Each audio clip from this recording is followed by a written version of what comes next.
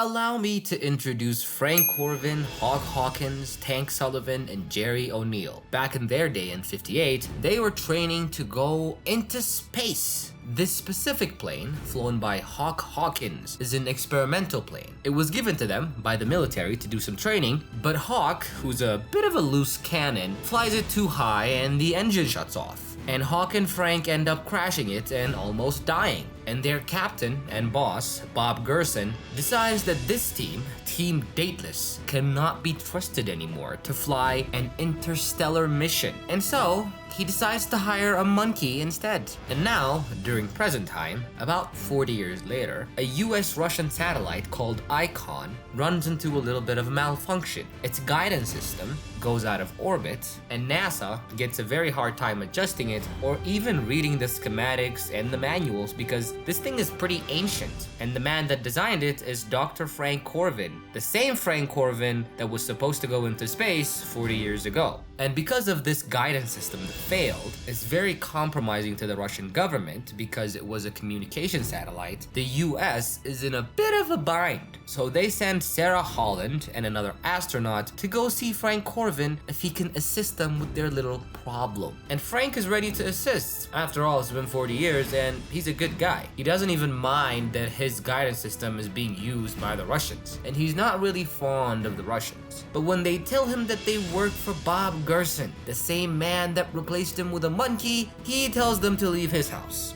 But, after much consideration, Frank decides to go to NASA, and he has a bit of a proposal for Bob Gerson. He tells Bob that he'll help with the guidance system, and he'll do anything he wants him to do, really, as long as it's his team that goes to space to adjust the guidance system manually. And when I say his team, I mean Team Dateless, a bunch of his friends who are incredibly old now, and whom he hasn't seen in many, many years. And why would Bob agree to this? Because politically, he kinda has to, and Frank blackmails him into saying yes. But Bob also has his own conditions. Frank could go into space, but he has to pass the physical and mental test every astronaut has to take and pass in order to qualify. And not only does Frank has to take this test, so do all his team members. And speaking of his team members, Frank goes around the country and tries to collect them. First, he goes to Tank, who is a Baptist priest now and a grandfather as well. Frank informs him of the situation, and Tank agrees. And then he goes and gets Jerry O'Neill, and he also agrees. And last but not least, Frank goes to see Hawk.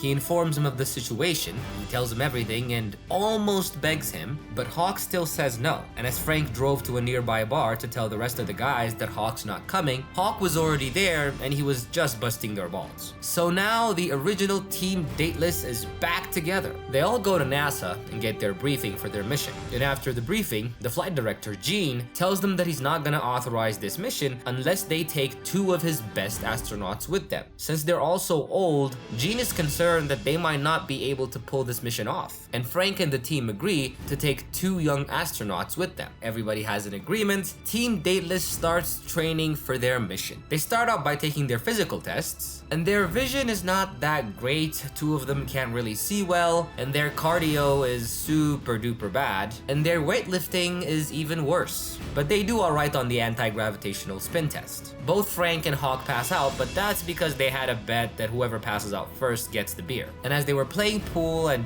getting beer, Hawk accuses Frank of tanking their mission back in '58. And so, as they were in a bar, they were a little drunk, they decide to have a bar fight. They both get a black eye the second day, but this is not new to the team, so they just move on. And they do a couple more tests for their mission, flying a space shuttle, and Hawk nails the piloting even without an operating system to help him. And it's been a couple weeks now since they were training at NASA, and the press was starting to take notice. The papers label the team the ripe stuff. They even get invited by Jay Leno on a late night show. And things were going pretty well now. Running the tests, one of the astronauts, Nathan, asks Frank about the guidance system and to tell him more so that he has an understanding as well, because Nathan is going to be his backup when they do the mission. But they start to have an argument, and Nathan tells him that they're not really going to space, that the original plan was to let them train with the rest of the astronauts so the real young astronauts know how to maneuver the guidance system, and then they'd go to space and not Team Dateless. Hearing this, Frank barges into Bob's office and confronts him about the truth. And Bob tells him that the deal that they had was if they passed their medical, they'd get to go in space. But unfortunately, one of them didn't really pass their medical. And the person who didn't pass was Hawk,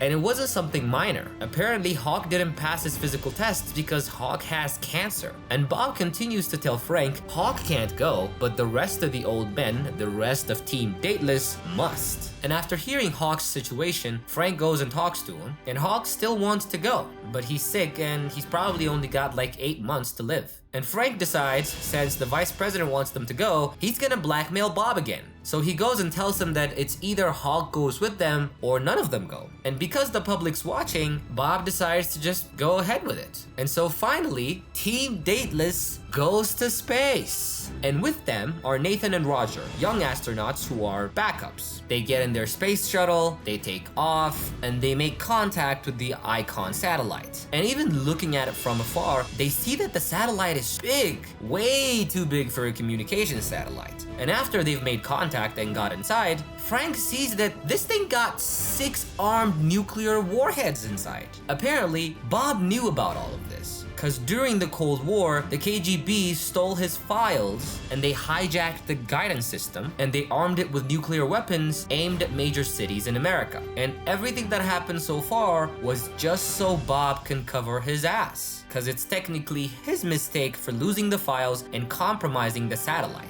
And get this, if this giant satellite that has 6 nuclear warheads loses power or gets aligned with Earth's gravitational orbit, it's gonna assume catastrophe and it's gonna fire its warheads in America. And as Frank was talking to the team back on Earth, one of the astronauts, Nathan, was apparently working for Bob, and he goes out of the shuttle to fix the Icon satellite and get it back to orbit. But he screws it up and accidentally accesses the satellite's self-defense mechanism. And so, the giant nuclear satellite arms itself. And as it was in the process of arming itself, it dislodges a bunch of its parts, and giant pieces of metal crash onto the team's spaceship. Most of their tech goes offline, Roger and Nathan get knocked out, and the Icon satellite that had the nuclear warheads gets detached from their shuttle. And not only does it get detached, it gets very, very close to Earth's atmosphere, and if it gets pulled by Earth's gravity, there's really nothing that could stop it. So Frank and Hawk go outside to reconfigure the rockets on the satellite so it flows away from Earth. And Frank pulls it off and accesses the rockets, but when he looks around, apparently 2 of the panels to the satellite are broken. And even though now that the satellite is away from Earth's gravitational pull, there's really not enough power or mechanism to get it back into its original orbit. And looking at their little dilemma, Hawk proposes a solution. He asks Frank to give him all the oxygen modules that he has, and his plan is to thrust himself and the satellite towards the moon. And if he even gets halfway there, the moon's gravitational pull will take over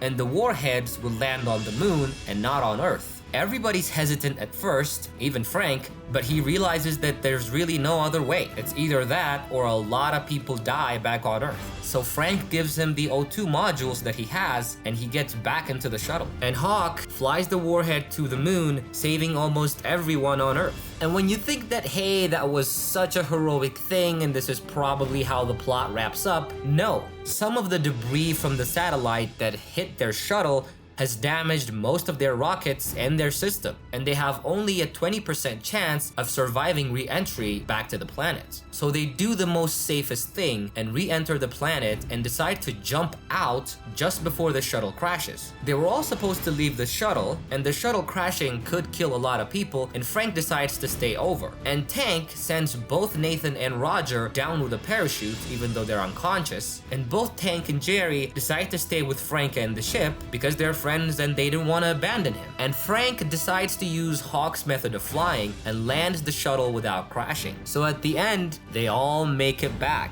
except for Hawk. And on the last scene, we see Hawk staring back on Earth as he saved millions of countless lives, and he's actually made it to the moon in one piece. But he's still dead though. I hope you guys are not confused about that. He's dead. And that, boys and girls, is how the movie ends. I hope you loved our recap. Leave a like, subscribe to our channel. I will see you on the next recap. Bye!